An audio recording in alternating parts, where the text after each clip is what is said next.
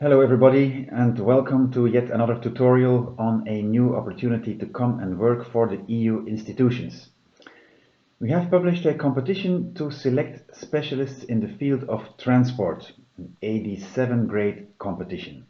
And as usual, we have published on our website this infographic showing you the 5 steps to take to become a successful candidate. And in this tutorial, I will walk you through these 5 steps and explain the details so you miss out on nothing before applying. Let's have a look at the eligibility requirements first. As said, it's an AD7 competition, and the requirements for this competition are quite specific, as you can see on this slide here.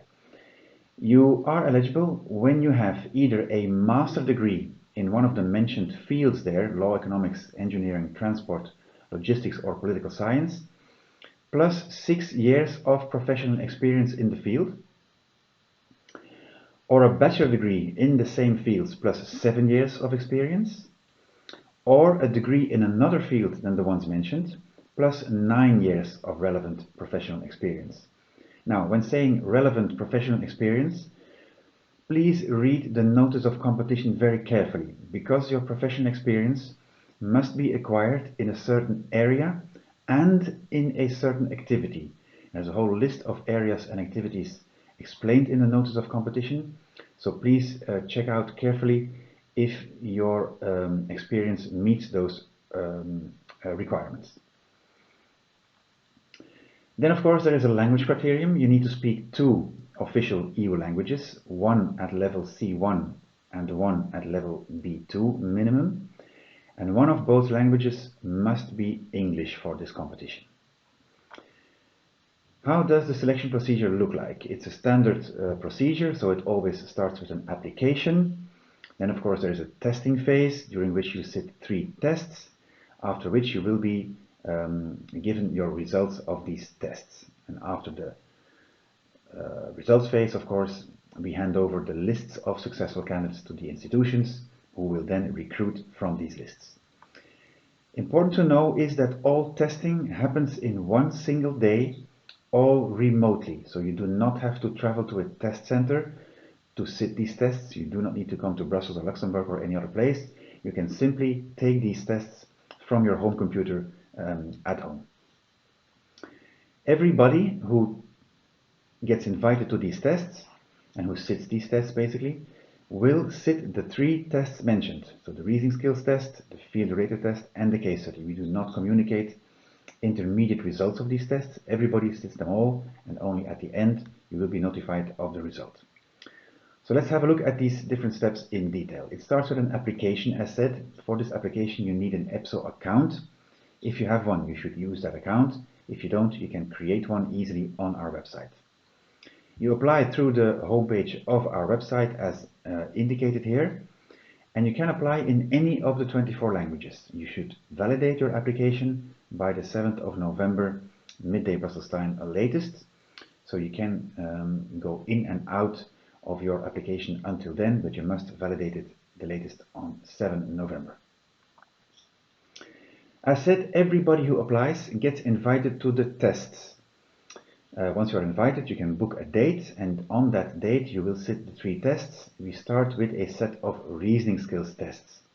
We test your verbal, numerical, and abstract reasoning skills. As you can see here, the verbal reasoning is scored on 20 points, and you need to reach at least 10 out of 20. So it's a pass-fail mark. 10 out of 20 is enough. Whether you have 10, 11, 12 or more, doesn't matter. You need at least 10 out of 20. For numerical and abstract reasoning, there's a combined pass mark of 10 out of 20 again. So again, just reaching the pass mark is enough. You will sit these reasoning skills tests in the other language than English, so not English. I suggest you have a look at our sample test page on our website, because there you will find indeed sample tests which familiarize you with these kind of questions, and by having a look at these and training this, you of course will get better at solving these questions. Because first of all, there is a level of difficulty, which is good to know, and there is also a time factor involved. You see the duration mentioned to solve all these questions, so by training this, you of course get better at this. The second test is a field-related test. So we test your knowledge in the field of transport. You find details in the notes of competition. This test is taken in English, and you need at least 20 points out of 30. Now, very probably 20 out of 30 will not be enough to be among the best scoring, because indeed, this time your scores will be ranked.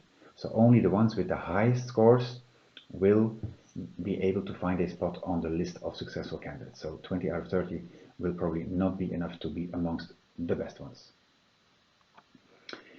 The third and last test is a case study.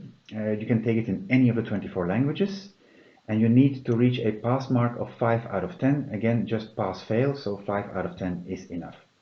Through this case study, we do not test knowledge in the field, but we test your written communication skills. Okay, so it's a test of drafting skills, not knowledge. The best ones ranked, as said, will be listed on this reserve list or list of successful candidates, and those lists are then handed over to the institutions. We're looking to select 80 successful candidates, and those people can then be recruited by the different bodies that have vacancies available. If you still have questions about this competition, please read the notice of competition very carefully, because many of your questions, if not all, will be answered in the notice of competition. If still you have queries, please reach out to us through the web form on our website, and stay in touch through social media, because we keep you updated on new opportunities to come in the future. Thank you for your attention, and bye-bye.